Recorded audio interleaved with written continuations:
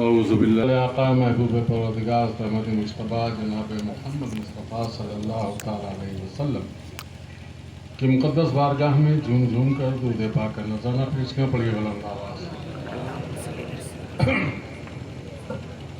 حضرات، آج کی یہ سالانہ فاتحہ جناب بھائی پیرو بقائی کی جانب سے اپنی سابقہ روایتوں کے ساتھ شمالی ہند کے عظیم روحانی پیشوا آقائی و مولائی مرشدی و حبیبی حضور حضرت سید شاہ الحاج محمد مشہود اللہ اور عبدالعلیم صاحب قبلہ بقائی آسینی ثم صفی پوری علیہ رحمت رضوان و ان کے جانشین لخت جگر نور نظر حضور حضرت سید شاہ الحاج محمد شاہد اللہ پر ہم سب شریک ہیں رب کائنات اپنے حبیب کے صدقے میں آپ کی ہماری سب کی حاضری کو اپنی بارگاہ میں قبولیت کا درجہ عطا فرمائے اور جناب بھائی پیرو بقائی و ان کے اہل خانہ کو اس کا بہتر اجر عطا فرمائے. ابھی آپ نے اس منبر رسول سے اللہ اور اللہ کے رسول کا ذکر، نعت رسول اور پھر شیر چاہے جتنا بوڑھا ہو جائے لیکن وہ شکار کرنا نہیں چھوڑتا. ہمارے شیخ کے اہم مشن کے اہم ستون جناب حضرت حافظ قاری الحاج محمد نذیر خان صاحب بقائی، خطیب و امام جامع مسجد رگڑ آزاد، ڈاکٹروں نے بدستور جاری ہے اور میں اس سے بھی باہر نہیں ہوں، میں بھی اس سے باہر نہیں ہوں. آپ کو بتا دوں کہ میرے ساتھ 27 اپریل کو ایک بہت بڑا حادثہ ہوا کہ شاید 250 پیسنجر تھے اس فلائٹ کے اندر. سب نے یہی سمجھا ہوگا کہ یہ آخری سفر ہے. کلکتہ سے فلائٹ ہماری ٹیک آف کی اور اسی وقت بنگال کی کھاڑی سے طوفان اٹھا اور اسی طوفان میں میری فلائٹ پھنس گئی. 35,000 فٹ پر اس کے دونوں انجن بند ہو گئے اور فلائٹ ایک دم زمین کی طرف بھاگی. پوری فلائٹ میں چیخ و پکار اور ایک عجیب سا ہنگامہ شروع ہو گیا، لیکن میرے ذہن میں صرف نام تھا تو اپنے مخدوم پاک کا، نام تھا اپنے شیخ اور پیرزادے کا، اور میں نے صرف اتنا عرض کیا کہ اگر آپ کو کام لینا ہوگا تو زندگی رہے گی، اور اگر کام نہیں لینا ہے، پورا ہو گیا ہے، تو جو آپ کی رضا اس میں مجھے منظور ہے.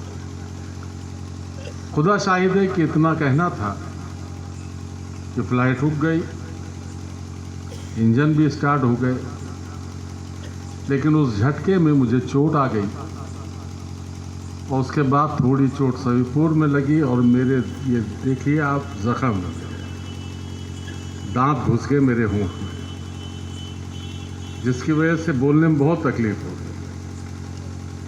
لیکن میں نے عرس بھی کیا، تھوڑا بہت وہاں پہ بھی بولا. پرسوں بھی میں دوپہر میں سنولی تھا، بارش ہو رہی تھی، شام کو دھنورا تھا، تھوڑا بول کر کے، لیکن بولنا اس لیے پڑا کہ میرا ہر پیر بھائی میرے دل کے قریب ہے اور بڑے حوصلے کے ساتھ وہ فاتحہ رکھتا ہے، بڑی محبتوں کے ساتھ رکھتا ہے. اور اگر ہم جائیں اور کچھ نہ کہیں تو یہ حق تلفی ہوگی. کم سے کم کچھ نہ صحیح وہ ہمارے لیے دعا کرے، ہم اس کے لیے دعا کریں. اتنا ہی ہو جائے وہی میرے لیے کافی. بہرحال حضرت حافظ و قاری محمد نذیر خان صاحب بقائی کو اللہ رب العزت اپنے حبیب کے صدقے میں سرکاروں کے وسیلے سے شفا عطا فرمائے، تندرستی عطا فرمائے، ان کا سایہ عرص دراز تک قائم و دائم فرمائے. ابھی ان کے گھر میں بھی ایک حادثہ ہو گیا، ان کے چھوٹے بھائی جناب محبوب بھائی کی ہماری اہلیہ کا انتقال ہو گیا. رب کائنات اپنے حبیب کے صدقے میں ان کو اپنی جوائے رحمت کی جگہ عطا فرمائے، ان کے قبر پر اپنی رحمتوں کی بارش عطا فرمائے. چونکہ بات کرنے کی زیادہ ہمت نہیں ہے، 2 ضروری باتیں کر کے اس کے بعد دعا مانگ لوں گا۔ پہلا کہ آپ سبھی جانتے ہیں کہ ہمارے شیخ کا اہم مشن دارالعلوم یتیم خانہ صفیہ قصبہ کرنے کا انزلا کنڈا۔ آپ ہی کے بیچ سے وہاں کا ایک پڑھا ہوا بچہ آپ ہی کے بیچ سے نکل کر کے امریکہ جیسی جگہ پر تراویح پڑھانے گیا۔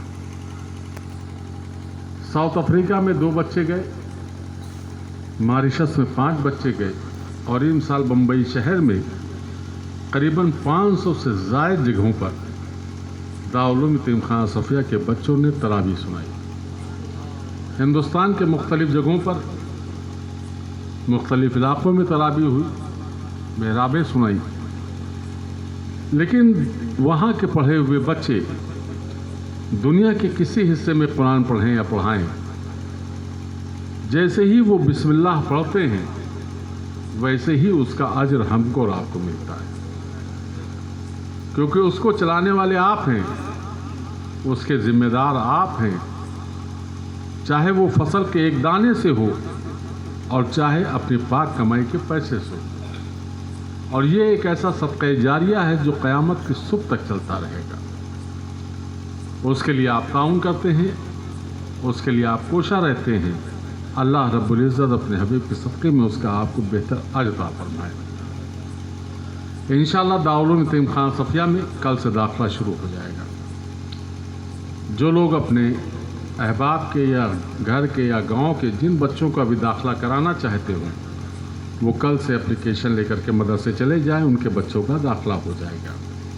لیکن ایک چیز معذرت کے ساتھ درخواست ہے کہ بچے ضرور لے کر کے جائیں، لیکن ناظرہ پڑھے ہوئے بچوں کو لے کے جائیں، اس لیے کہ جب بچے چھوٹے ہوتے ہیں تو وہ اپنے ہاتھ سے نہ استنجا کر سکتے ہیں، نہ پخانے پیشاب صحیح ڈھنگ سے جا پاتے ہیں، نہ کپڑے دھو پاتے ہیں۔